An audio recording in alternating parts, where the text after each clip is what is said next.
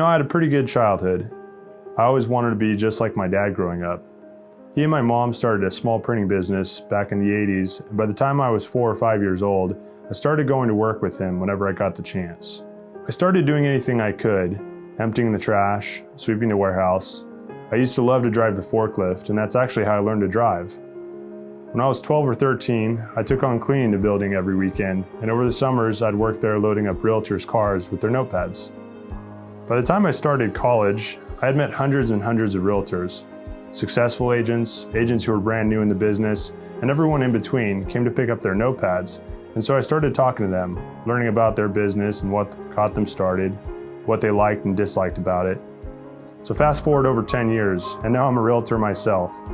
I like selling real estate because it's focused on people and relationships. It has a really human element to it.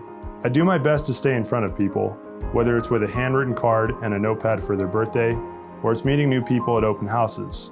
You really have to foster relationships in this business. I remember my first couple months in real estate. I was doing an open house for a lady in my office, and when I got done with the open house, I was packing up my signs in my car across the street. The neighbor came out to ask me how it went. I went over and talked to him for a few minutes, and I met him and his tiny dog, Hershey. It was this little Chihuahua who weighed like 3 pounds. Over the next year, I sent him and his wife a notepad every couple months, and I mentioned his dog a few times, saying I hoped they were doing well. A year later, this guy calls me out of the blue and asked me if I could list their house, and 6 weeks later, it sold with multiple offers. He told me he'd been using my notepads, so when it came time to sell, they knew who to call. One of the things I like about being a realtor is that I'm not confined to an office all day.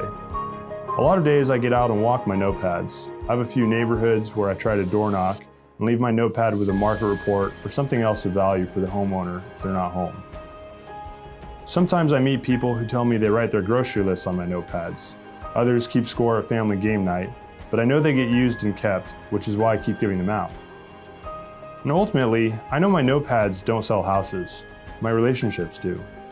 But I stay in people's lives because my notepads stay on their kitchen counter, their desk, or in their purse. There are a lot of ways to spend money in this business, and I've tried quite a few. Some of them work, and others don't. But nearly everybody writes notes on paper. And I might be biased, but what better way to stay in someone's life than to give them a notepad?